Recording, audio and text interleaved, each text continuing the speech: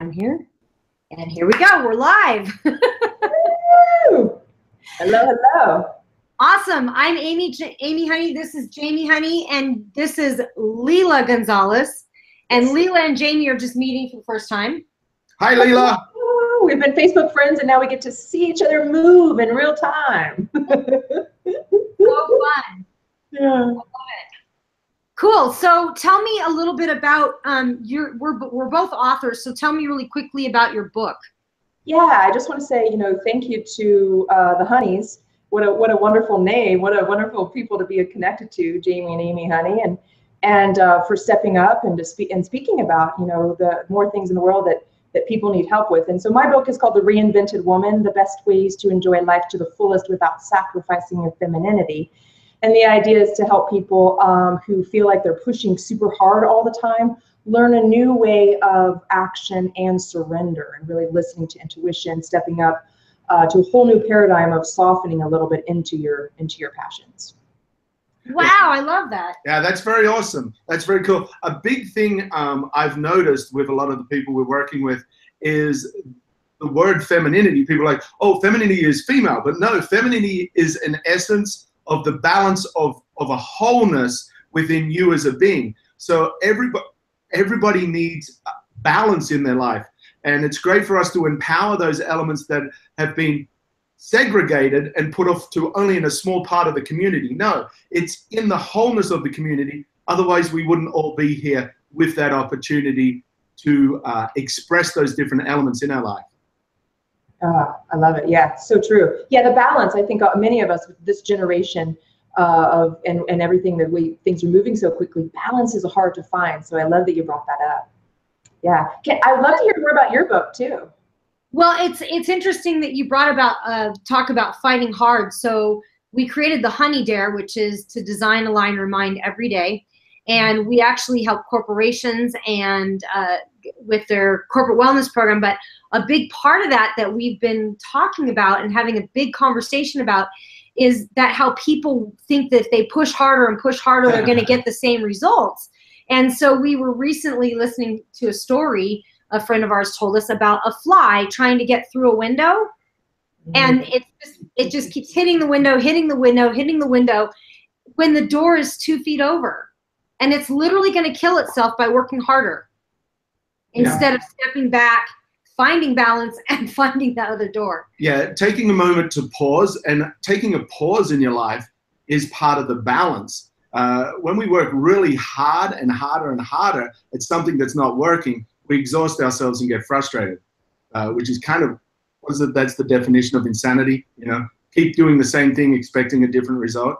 And I find a lot of people are working really hard at what they know, but what they need is new information. If they worked a tiny little bit with the new information, they wouldn't have to work as hard. And that's where a coach or a mentor is very powerful. Yeah, it's a whole new paradigm. Yeah.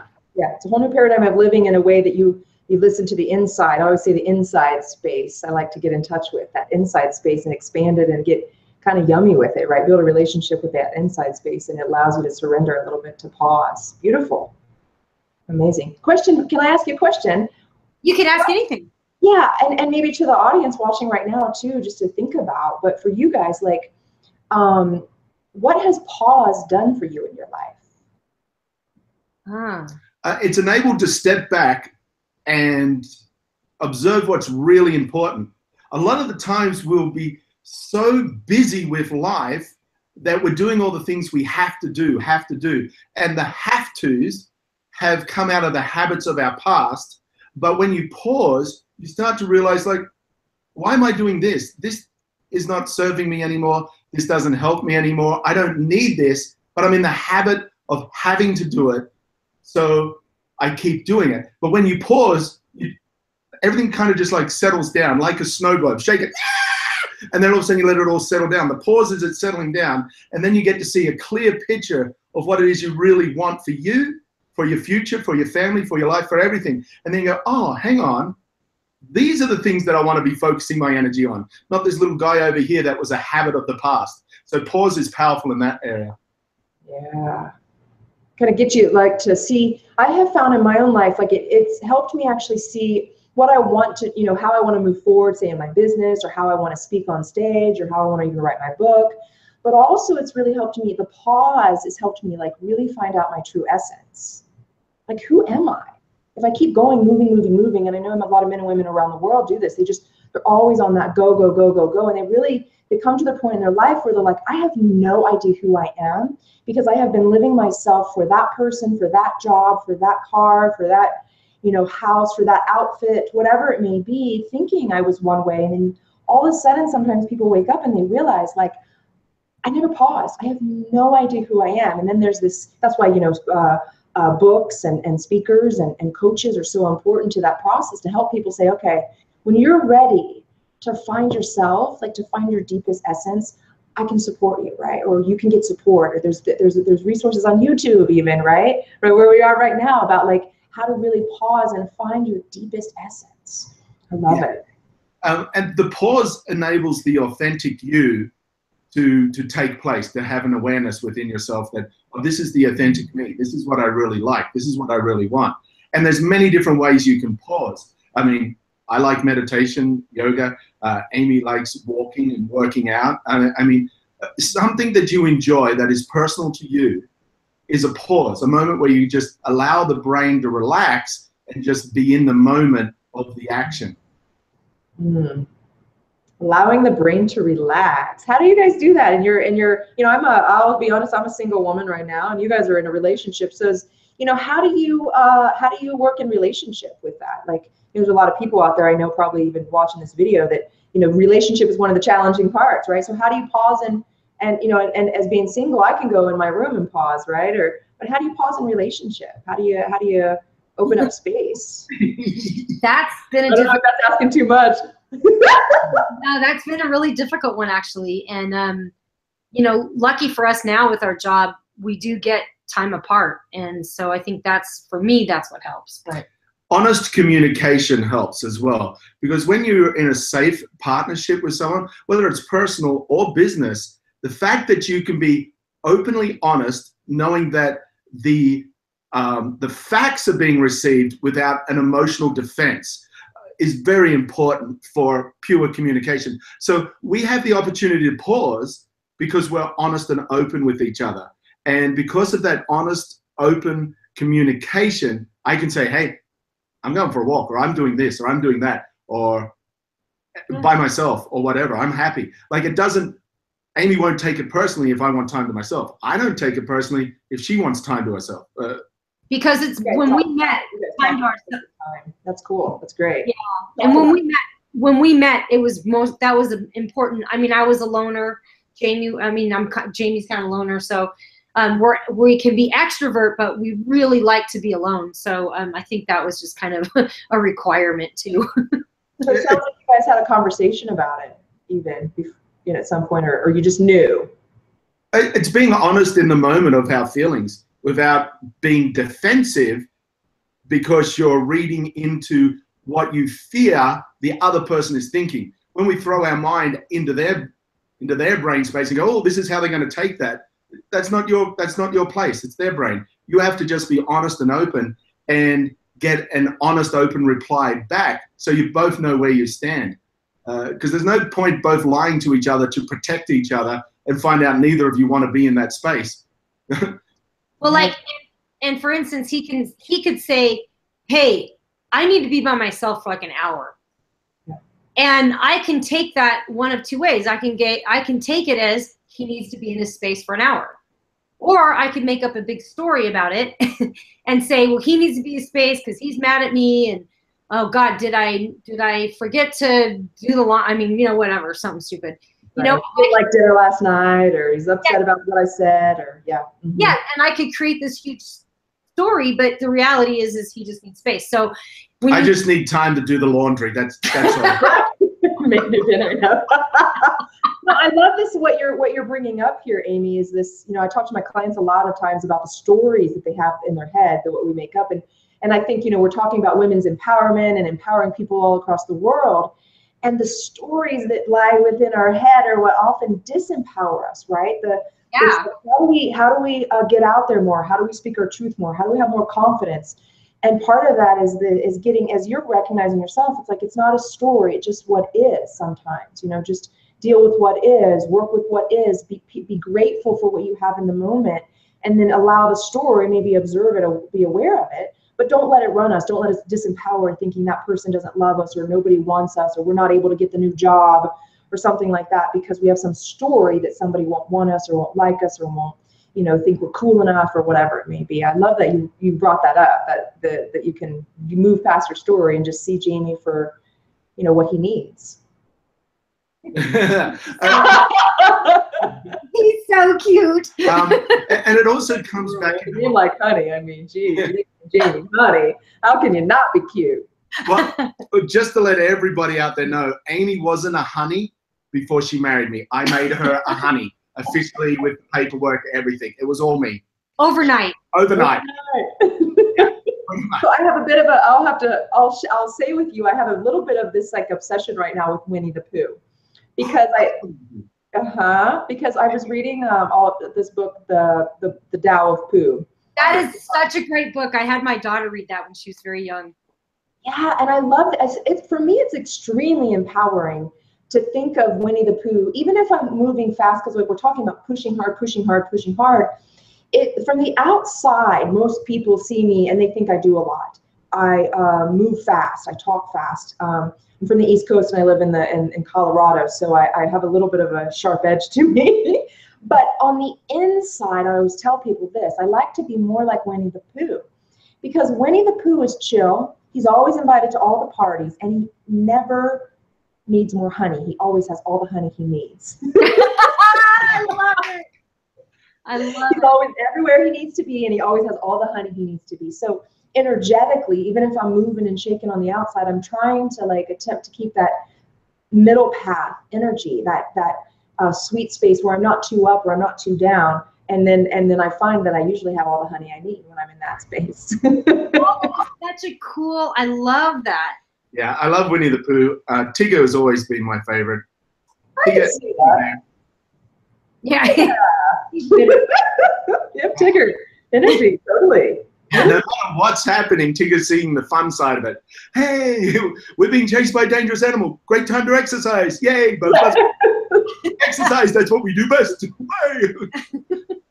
Yeah, and the neat thing is, like, even in the Tao Pooh, it's like Tigger, he might be, you know, running all over the place, but on the other hand, he can see above all the trees. You know, he can bounce up and see above all the trees. And I, you know, anybody that's like watching this now or later, the Tao of Pooh is a really great read, and you'll see like Winnie the Pooh, Tigger, Piglet, Christopher Robin, they all have like personality traits that you can resonate with. Like, it kind of helps you understand people in your life a little bit better and accept them. The kind of scaredy cat, like the Piglet, you know, there's people who are scared of life a lot, and you can kind of have a little more compassion for those people when you see that, you know, there's so many different kinds of people out there, you know, and you don't have to be like them and they don't have to be like you. And that's a great point about how everybody's different, and that's coming back to what Amy was saying before about pausing and observing, and there's something else you were saying. The balance, listening, but the story. That's where I was trying to. I'm doing a big story now to get back to her talking about the story, because people are different. You just got to accept them the way they are and focus on what you want, not making up a story around, oh, that person's really quiet, they mustn't like me, they mustn't do this. No, that person's just quiet. Or shy. And that person is bouncing all over the room like a Tigger because that's how that person is. Oh, and now they're thinking about something else. So it's not as though they're unhappy. They're just in their own mind thinking. You know, we don't want to make stories up, because we can make stories up that empower us, or we can make stories up that disempower us. We have a habit as a society to make up the stories that disempower us out of fear. A lot of it's based on the way we've been raised in schooling systems, because when you're being singled out in a classroom, typically you have to answer a question, so it's a stress factor, or like me, you're getting in trouble for creating a disturbance. So, which was just me being my authentic self of, hey, this is fun. Oh, it's not fun in a maths class. Gotcha. I will stop. So those elements of not making up the story on what other people are doing just because they're different. Yeah, I love this. I love this conversation too, because what I've just coming up for me is that, you know, you guys are authors, I'm an author, we go to events, we speak, we're at events where we see other speakers, and so there's like say a couple hundred people there. And you'll notice, you know, and anybody that's out there, like I know there's a lot of people who are lonely, who are at home or behind the computer all the time, they want to get out, but there's a story about people won't like them. I've got a client, for instance, he wants to get out more, but he's like, he doesn't want to talk a lot. And so I've shared with him, it's like, you can go places and be you. Like, you don't owe anybody anything. You don't have to put a smile on your face. You don't even have to dress that nice if you don't want to. Just get out and connect with people if you're lonely at home, right? Because, and then you talk about, you know, there's different kinds of people. You got the Tigger, you know, creating a bit of a mess. I'm extremely, when I'm in big groups, I'm extremely Tigger too.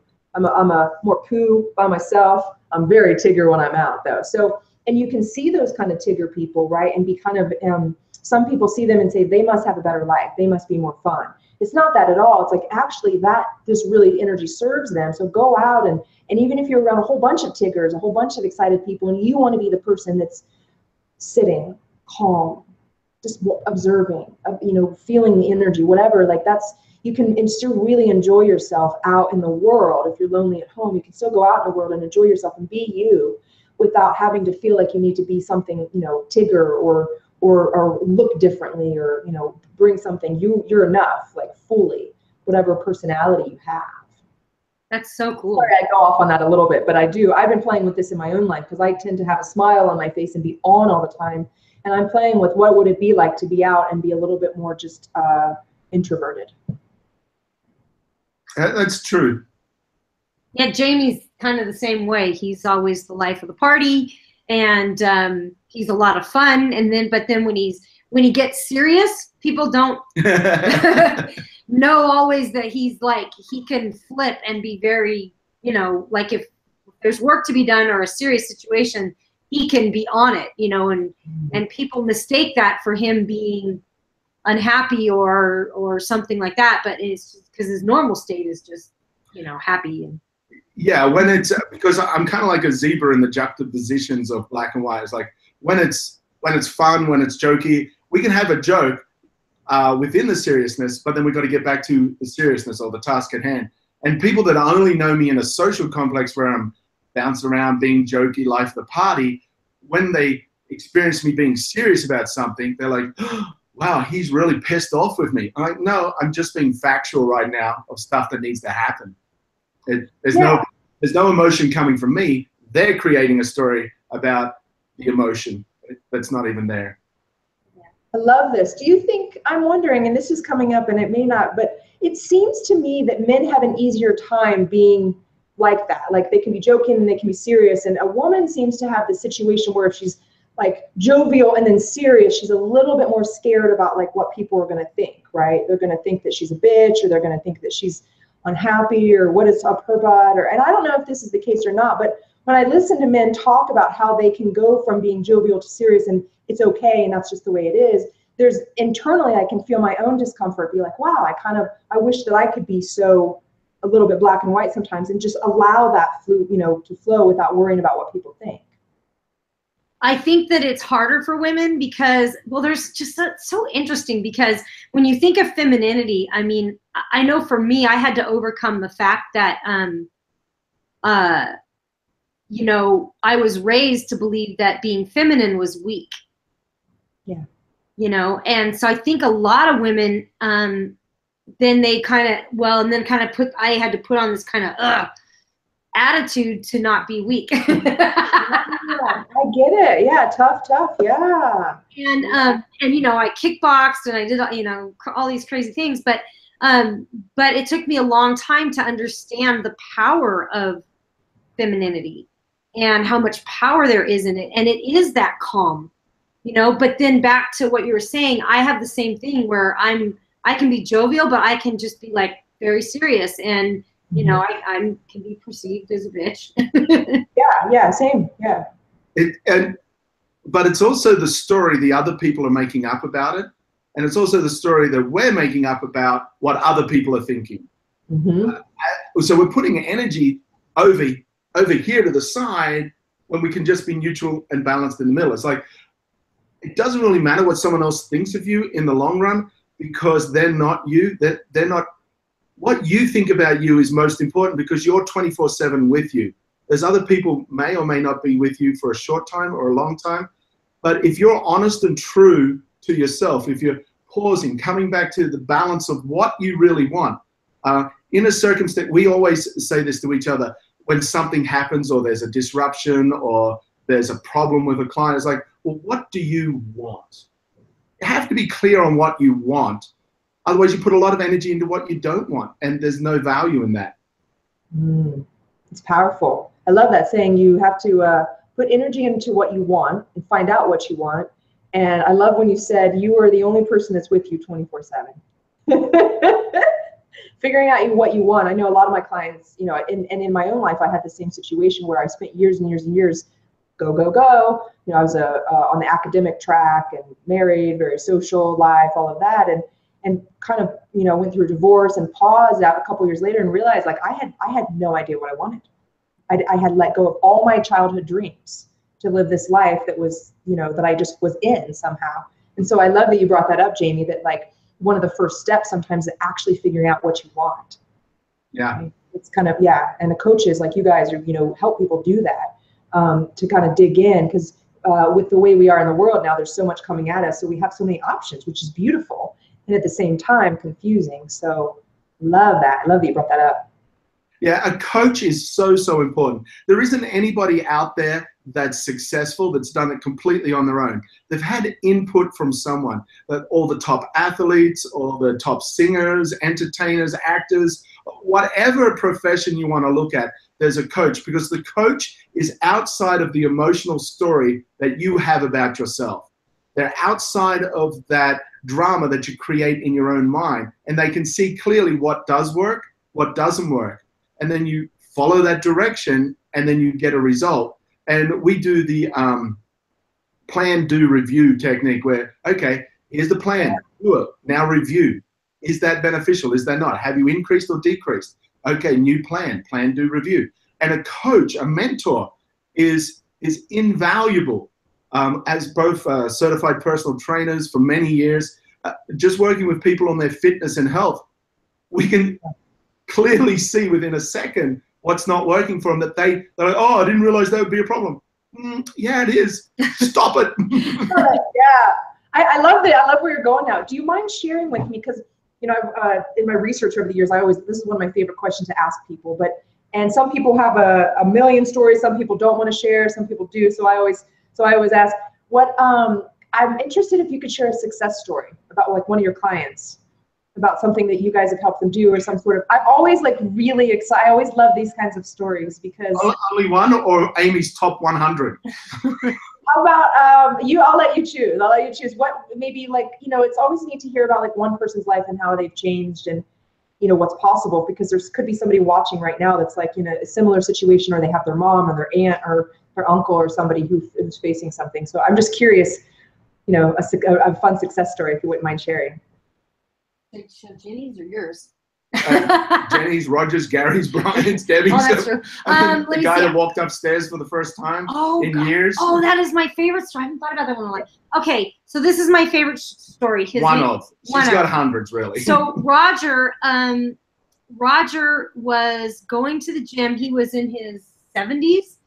He'd been going to the gym religiously for a year. He was with me for 3 weeks. And we just made some really slight changes with him. And 3 weeks later, we were sitting there. It was after a workout. And he looked at me and he said, I have to tell you something. He said, I had heart surgery back in the 80s.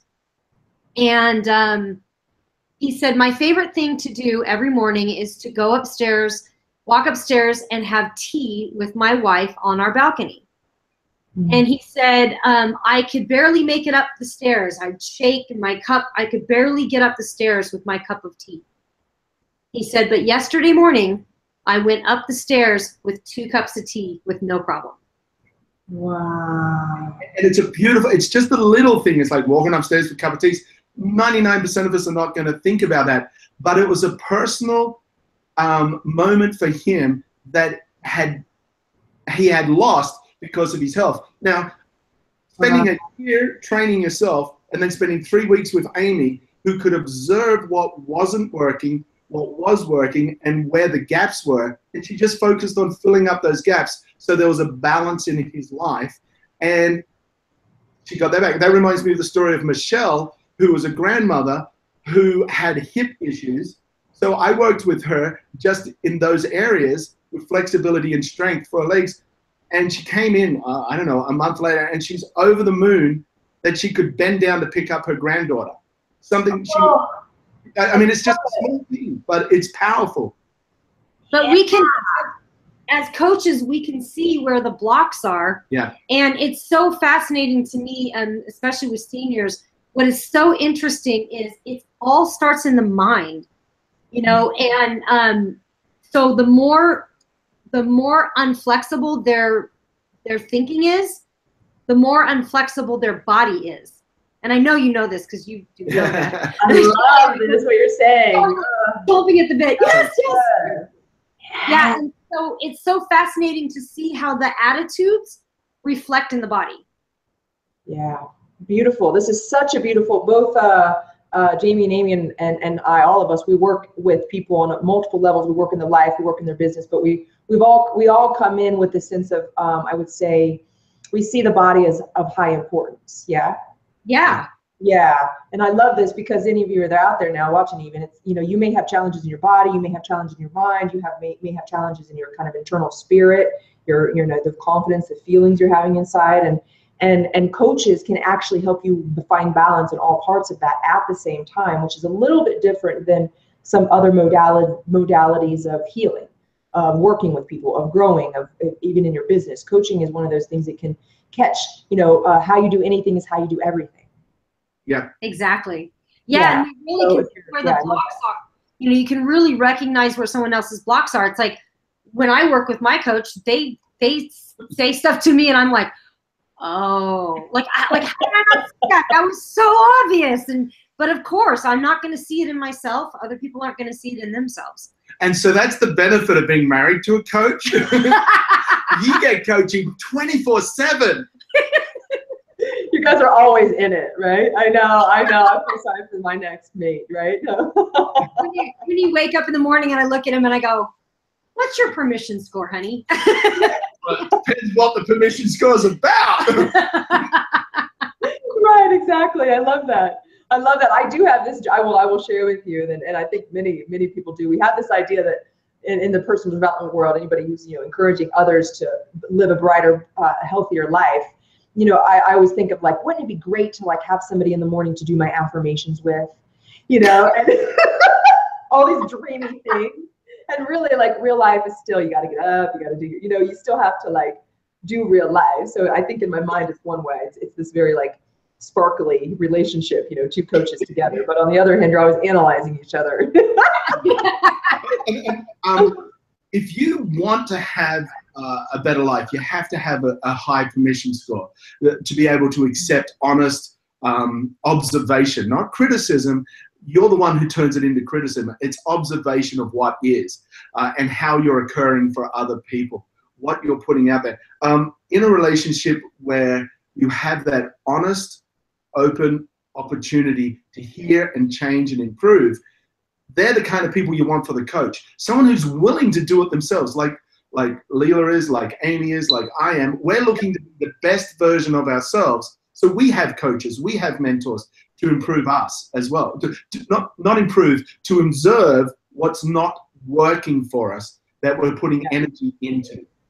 Do you mind, just for the audience so they know, because we've got a mentor that uses this, but maybe not everybody else knows, what a permission score is. And so I love this topic because everybody who is even watching can say, like, you know, I have a feeling if you were to ask yourself, you know, what is my permission score, you might be able to raise it up a little bit. So do you mind just telling what a permission score is? I love this topic.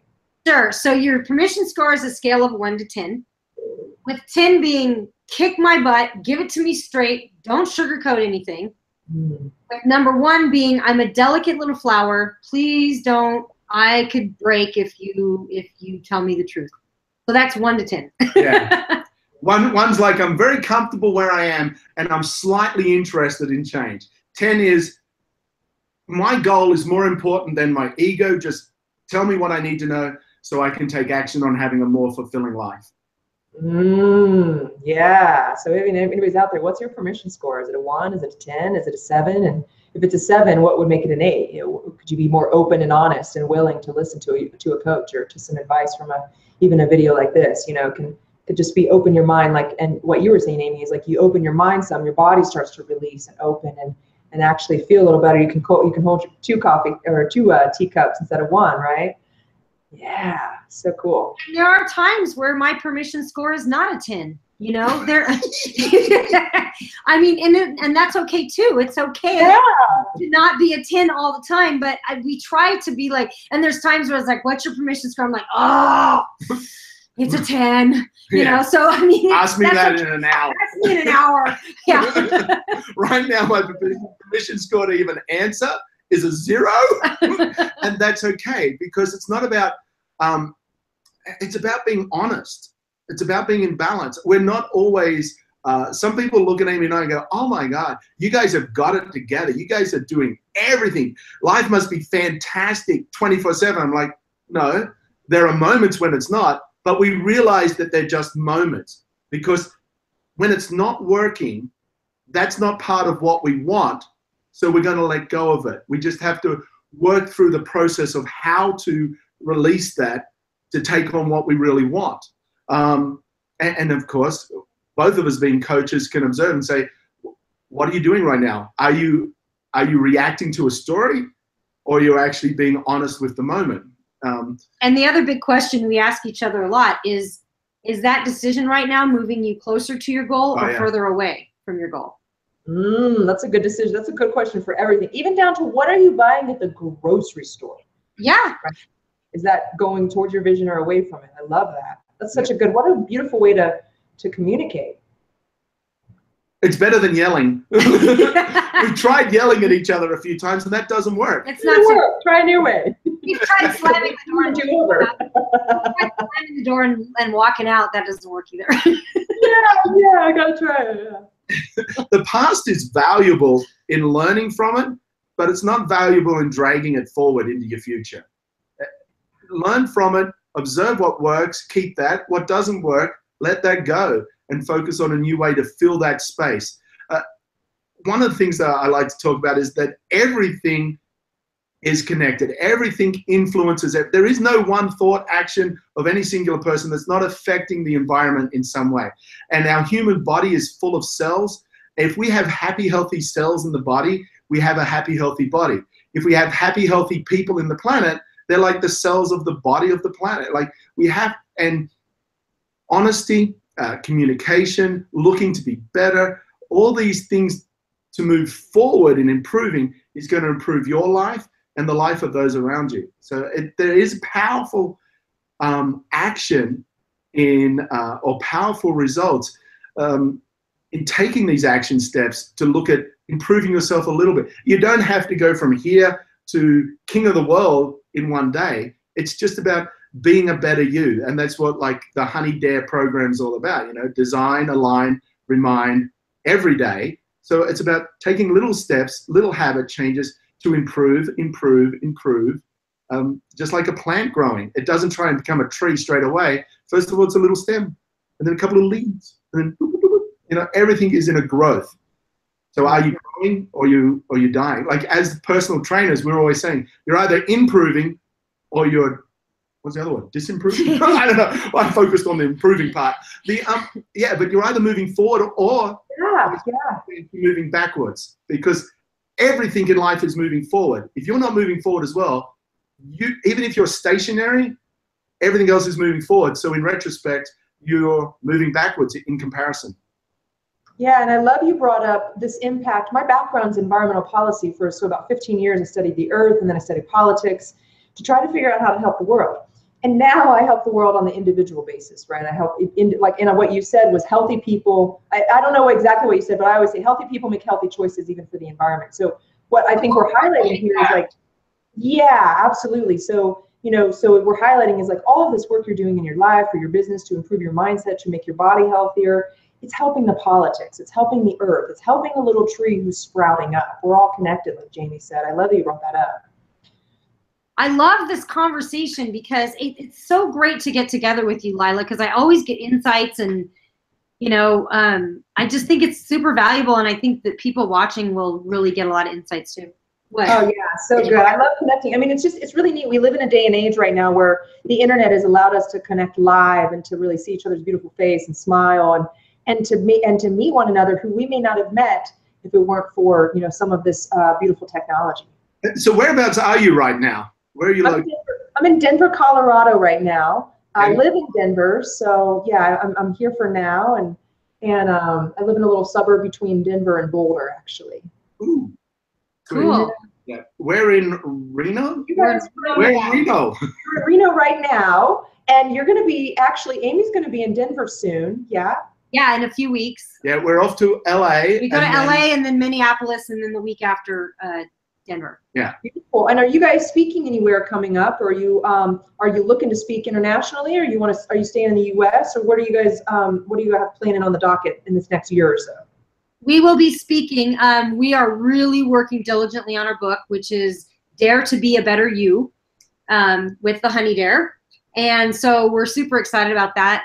It took us a while. We were using a different title for a little bit while we were kind of working on it, but now we've kind of solidified it and we're moving forward faster. And you and I have the same book publisher, so we got to give a shout out to Black Card Books because I love them. Black Card Books in the house. Yeah.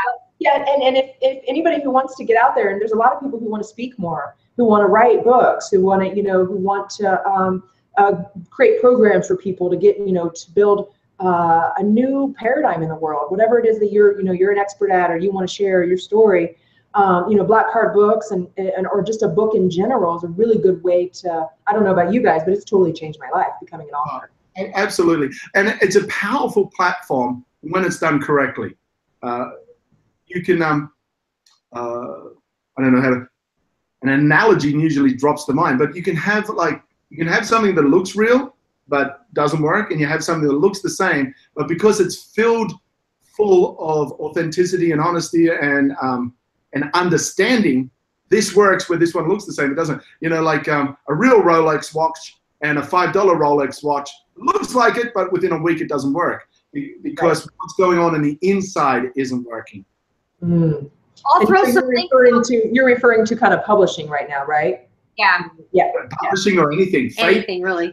There's that saying, fake it till you make it. Sometimes I'm like, well, no, be genuine with what you really want, and stop focusing on so much of the fake. So there's some links down below. You can get to Lila Gonzalez's Lila. Lila, I'm so sorry. Really cool. Lila Gonzalez's website. It's spelled Lila. So it's partly the American language, right? Yeah, I love it. So July 4th today, by the way. It's July 4th today, right? Oh, July 4th. That's right. I always forget. Yeah. I got asked the other day, do you have a 4th of July in Australia? And I'm like, yeah, we have all the days, same as we have the 5th of July. We have the 6th of July. I actually really love, I'm patriotic and love that, but it's not my favorite holiday because I don't drink, and I hate the fact that people are out there drinking and throwing off explosives. I can't stand it. My very first 4th of July in America, we went to this big lake, and it was like, oh, we're all going to just go and have barbecue with some other people, and some fireworks will go off at night. I got out of the car, and within like 30 seconds of stepping out of the car, a rocket shot between my legs that someone had just let off. And I'm like, okay, so here we're with a crowd of drunk people setting off fireworks at lunchtime. We've still got 8 hours before there's any light. And I'm like, I'm going home. That's America. I'm the same way. I'm actually quite scared of fireworks. From farther, fine, but I don't like to be near them. I'm scared. I've seen some accidents, and I'm not scared of them. But I do think that it's a blessing that we have this nation that's so big and so spread out, and so many different kinds of people all over the north, the east, the south, the west, and to come together in one day. At least we know what's going on. Everybody's in a similar spirit today, right? Even if they're shooting fireworks through legs and drinking beers and all of that going wild. There's something about it when we, as a collective, we come together even if we're all doing our own little thing, we're chatting, you know, like this, even we're talking about it, but just, we know there's something going on that's similar for us all at the same time. It's neat. Yeah, it's cool. Yeah. So anyway, and our link is down there, thehoneydare.com. And if you're interested in our book publisher, I'll throw a link in there for that too. Well, that's but, a great idea. Yeah, but if you want, you know, if you're looking for good speakers, you know, what would you say that somebody looking for a good women's empowerment speaker, what questions should they ask that person when they're looking for someone? Good question. I would ask them, the first question I would ask them is, what do you believe? What do you believe for women? Right. But in terms of somebody, you know, I would say most people right now who, if you want a speaker for your event, you know, somebody that has a book, somebody that's writing a book or has written a book, because that's the kind of person who has sat down and really taken the time and energy to look into what are the problems people are facing. What are some solutions, and how can I put it together in a way that's really easily digestible? Because in the end of the day, you need a speaker who can speak to the audience so that they can hear, so they can feel, so they can experience something. So you know, you want to have a speaker at your event who is can really connect with the audience, but has also kind of embodied their message themselves. So for me, for example, like I truly believe that every woman in this world has the right to trust their own decision-making power. Right. For example. And for me, that's something that I embody. I continuously work on making strong decisions and trusting in them. And that, for me, that's how I define confidence, is trusting in my own decision-making power. And so something, you know, if you're going to talk to a women's empowerment speaker or any sort of speaker, you know, you kind of want to know, like, what do they believe in? What time and energy have they put into their topic? And then how are they embodying what they're teaching? That's great. Those are great questions to ask.